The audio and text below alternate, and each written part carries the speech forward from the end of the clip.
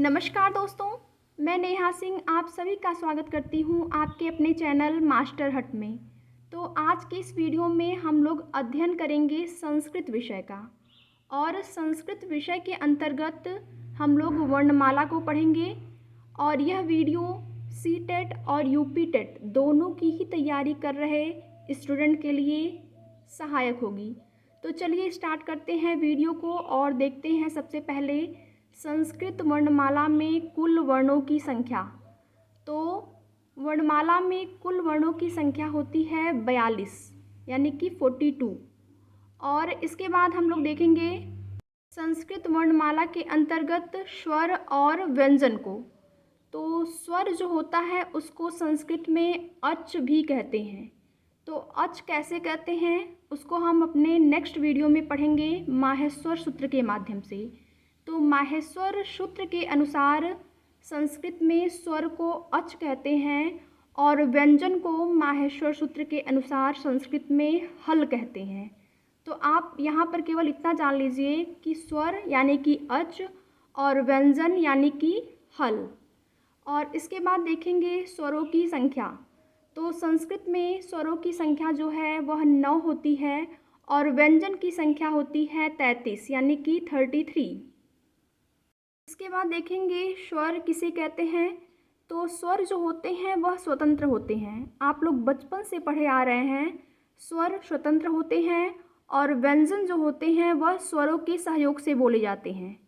ठीक, इसके बाद हम लोग देखेंगे स्वर के अंतर्गत कौन कौन से स्वर आते हैं। जो आप लोगों ने देखा स्वरों की संख्या 9 होती है, तो 9 स्वर के अंतर्गत कौन कौन से स्वर आते हैं।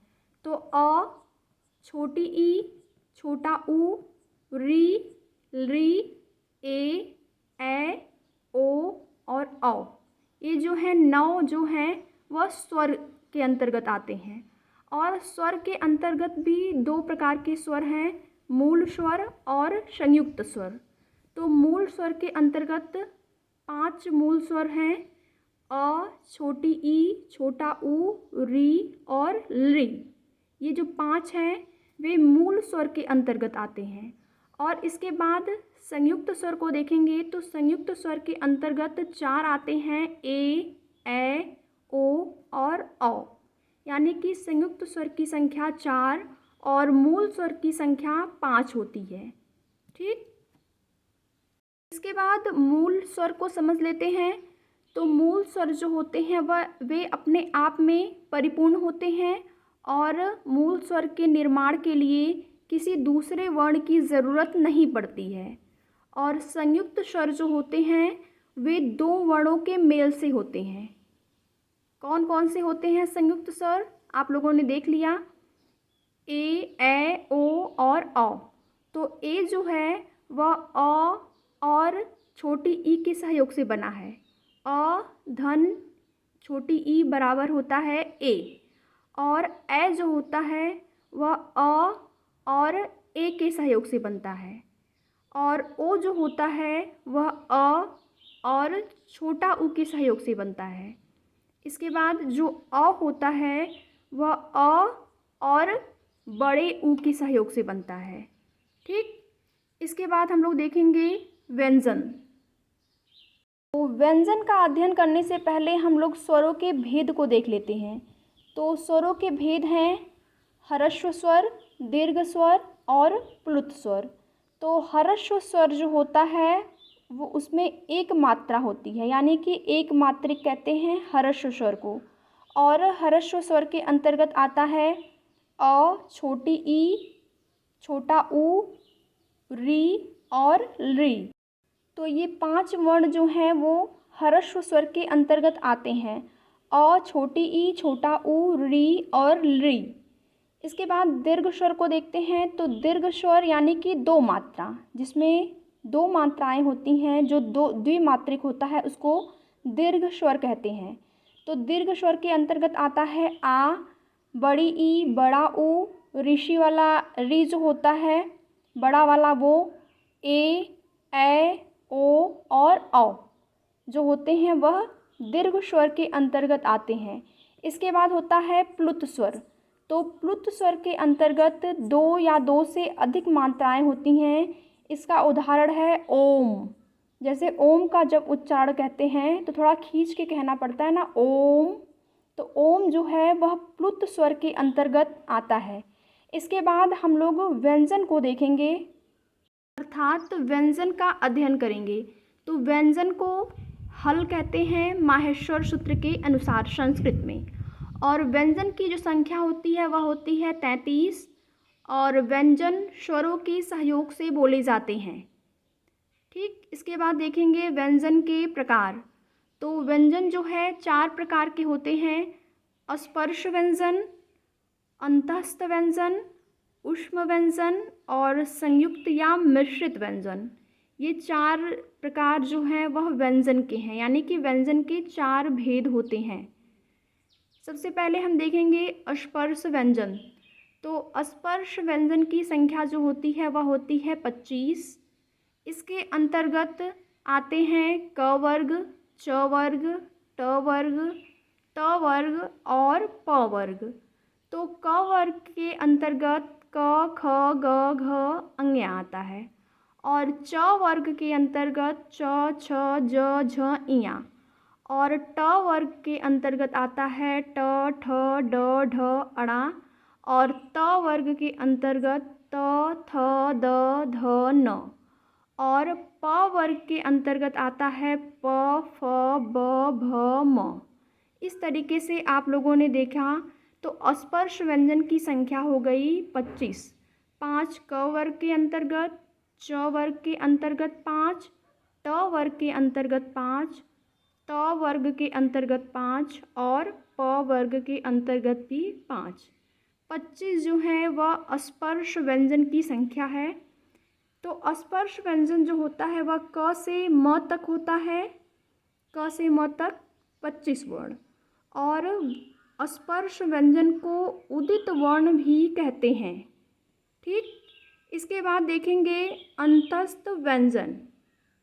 तो अंतस्थ व्यंजन को यड़ प्रत्याहार भी कहते हैं। क्या कहते हैं? यड़ प्रत्याहार। अंतस्थ व्यंजन को यड़ प्रत्याहार भी कहते हैं। और अंतस्थ व्यंजन के अंतर्गत 4 वर्ण आते हैं। कौन कौन से 4 वर्ण हैं? य, र, ल और व। ये जो है वह यड़ प्रत्याहार या अंतस्थ व्यंजन के अंतर्गत आते हैं। इसके बाद देखेंगे व्यंजन का तीसरा भेद, ऊष्म व्यंजन। तो ऊष्म व्यंजन जो होता है इसके उच्चारण के समय मुख से गर्म वायु निकलती है। और ऊष्म व्यंजन की संख्या जो होती है वह भी 4 ही होती है। कौन कौन सी? बड़ा स और खटकोड़ वाला श होता है, छोटा स, ह। ये जो 4 वर्ण हैं वे ऊष्म व्यंजन के अंतर्गत आते हैं। इसके बाद व्यंजन का चौथा भेद देखेंगे, संयुक्त व्यंजन या फिर इसी को कहते हैं मिश्रित व्यंजन।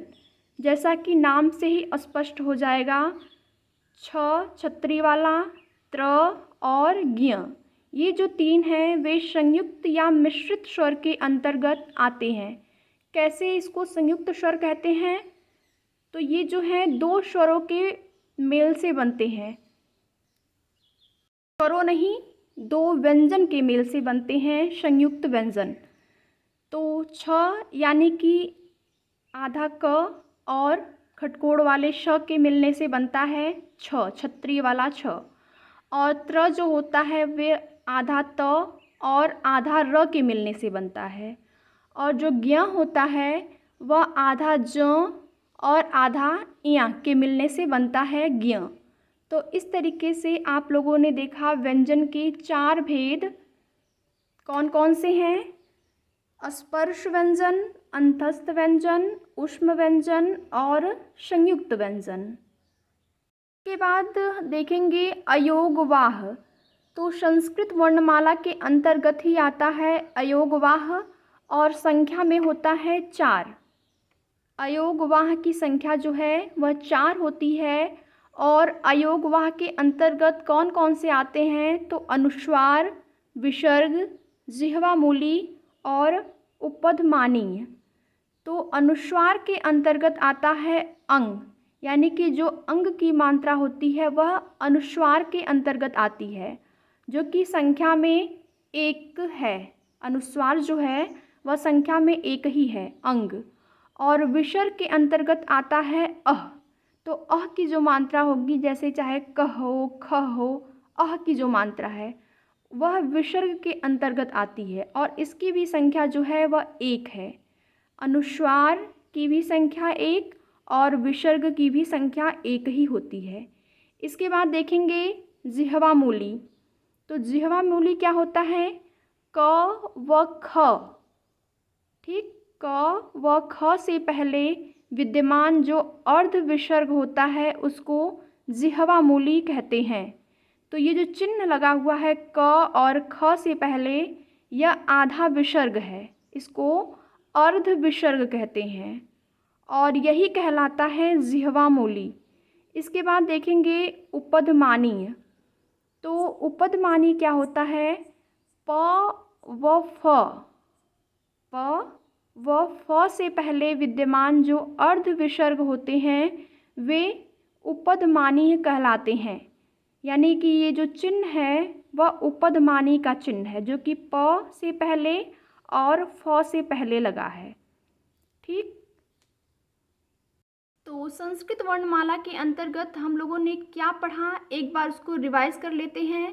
संस्कृत वर्णमाला कुल वर्णों की संख्या होती है 42 और वर्णमाला के अंतर्गत स्वर और व्यंजन आते हैं। तो स्वर, जिसको कि माहेश्वर सूत्र के अनुसार अच, और व्यंजन को हल कहते हैं।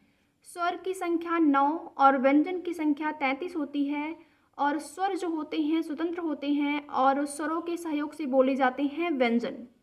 यानी कि जो व्यंजन होते हैं वे स्वर पर आश्रित होते हैं और स्वर जो हैं वे स्वतंत्र होते हैं।